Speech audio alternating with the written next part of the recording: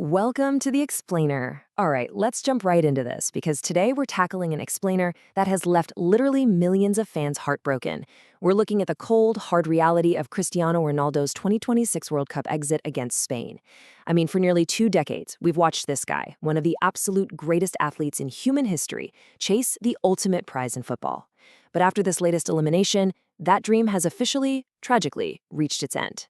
In this explainer, we're going to dissect exactly what happened, not just in 2026, but looking back through his entire World Cup career to figure out the systemic, tactical reasons why that iconic Gold Cup always stayed just out of reach. The story of Portugal is over, and with it, the international story of Cristiano Ronaldo. A lifetime trauma for the fans. Wow, the sheer weight of those words, which came straight from the devastated reactions after the 2026 tournament, it just perfectly captures the mood, right? Look, if you're a fan, it is completely okay to feel gutted right now. The ultimate dream is permanently over. This isn't a video game where you can just hit restart. It's reality. And it's genuinely a lifetime trauma for fans who carried that exact same obsession for the trophy as Ronaldo did himself. But you know, the real crux of this frustration? It boils down to one absolutely shocking number: 0. It's just a jarring contrast. Think about this. Cristiano Ronaldo has scored an unbelievable 143 total goals for his national team. That makes him the most prolific international goal scorer in the history of men's football. And yet, across his entire World Cup career, he has exactly 0 goals in the knockout stages. 0. And that's despite taking 27 shots in those massive do-or-die matches. When the pressure was at its absolute peak, the back of the net completely eluded him. You've got to ask yourself, how does that even happen to a guy known globally as the ultimate clutch performer? To really ground this historical debate in hard numbers, let's do a quick side-by-side with Lionel Messi's World Cup stats. Now, this data paints a pretty clear picture of Ronaldo's World Cup struggles. Messi holds the record for most World Cup matches at 26, compared to Ronaldo's 22. And honestly, that's largely because Argentina made it to the finals in 2014 and actually won the whole thing in 2022, which obviously tacks on those extra knockout games. The goals sit at 13-8, and there's a pretty massive gap in assists too, 8-2. Look, we're not taking sides in the debate here. We're just looking at the raw data to really underscore the sheer magnitude of the hurdle Portugal and Ronaldo faced on the global stage. And when we map his tournaments out, a really tragic historical pattern starts to emerge. Let's go back. In 2006, the whole narrative was completely swallowed up by that infamous Wayne Rooney wink incident. Then in 2010, Spain basically put a tactical straitjacket on him. Jump to 2014, and he bravely, or maybe a bit stubbornly, played through a severe knee injury where the guy could barely walk, let alone sprint.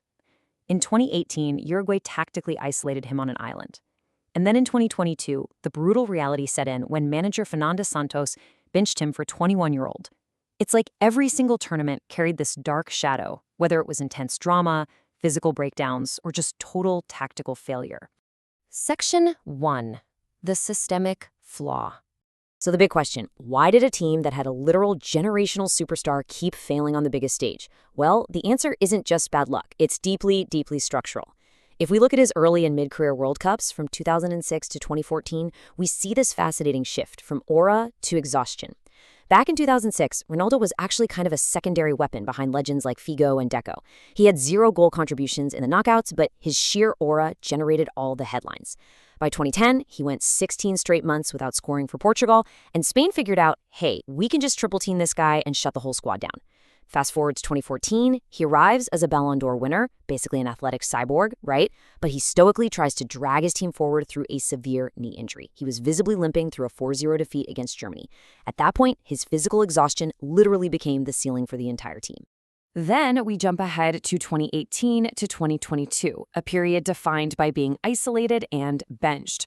Now, in 2018, Ronaldo drops what might actually be the greatest individual World Cup performance of all time with that epic hat trick against Spain. But literally just weeks later, Uruguay handed the world the blueprint to beat them. They completely isolated Ronaldo and choked Portugal out, restricting them to just 34% possession. The team just couldn't adapt. And that stubborn rigidity, it paved the way for those shocking visuals in 2022, where the whole narrative just flipped. The system was deemed totally broken, and Fernando Santos actually benched Ronaldo for a 21-year-old debutant, Gonzalo Ramos. The manager essentially decided Ronaldo's presence was actively disrupting the team's passing flow.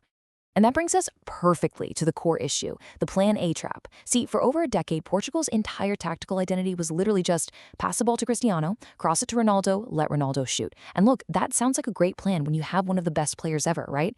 But it completely sacrificed the team's overall fluidity. It made them so incredibly one-dimensional. They were relying on him to single-handedly pull miracles out of a hat, but they fundamentally lacked a Plan B. So what happens when Plan A doesn't work? The entire structure just completely collapses. And here's the thing, top-tier opponents didn't need a PhD in tactics to crack this code. Let's look at how opponents exploited Plan A. Teams like Spain in 2010 and Uruguay in 2018 knew the secret. You actually don't have to beat Portugal. You just have to contain Ronaldo.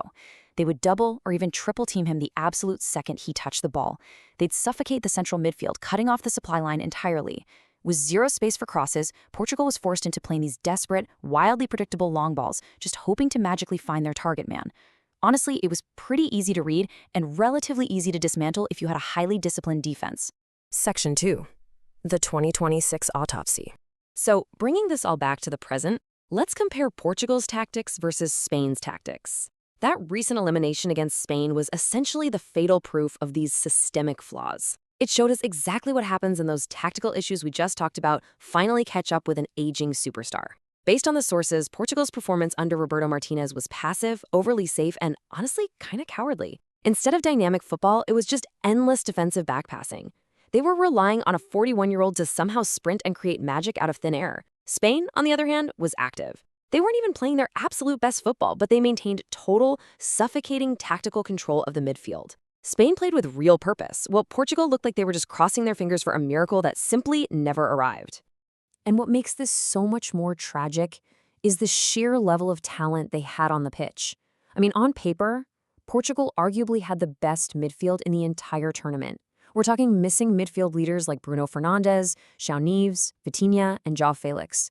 But the devastating critique from the sources is that not a single one of these younger stars stepped up to take the weight off an aging Ronaldo. There was no breakout star, no midfield general stepping up to dictate the game.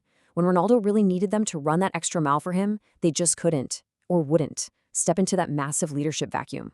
The execution on the pitch perfectly reflected this lack of leadership, resulting in no space, no power, and 0 points. The match was defined by these incredibly frustrating moments, like Nuno Mendes having a crucial kick that just sailed completely over the goalpost. And when Ronaldo finally did manage to find himself near the goal, that suffocating Spanish defense made sure he had absolutely 0 space and no power left to execute a proper finish. They were completely shut out. A tactical masterclass by Spain in denying space, leaving Portugal looking completely lost and ultimately eliminated. Section 3. A legacy without the cup. As we start to look at what this final failure actually means, there's a quote from our sources that really stands out. It's sometimes okay not to feel okay. And that is a direct message to the fans who poured their hearts into this 2-decade journey. I mean, how does a career stuffed with countless club trophies, Ballon d'Ors, and European championships sit next to this massive, glaring void on the World Cup stage? If you're feeling sad, if this realization is weighing heavily on you today, your feelings are entirely valid.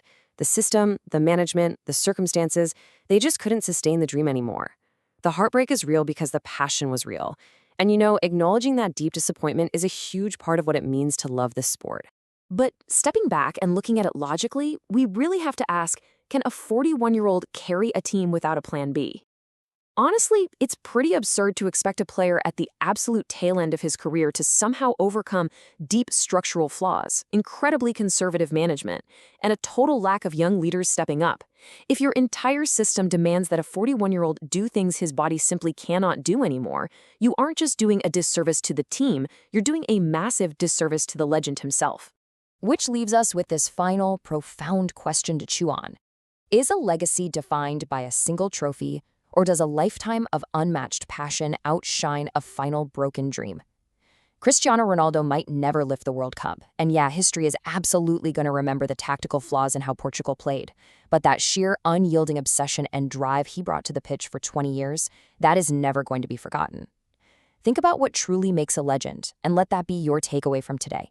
Thank you so much for joining me on this deep dive for The Explainer.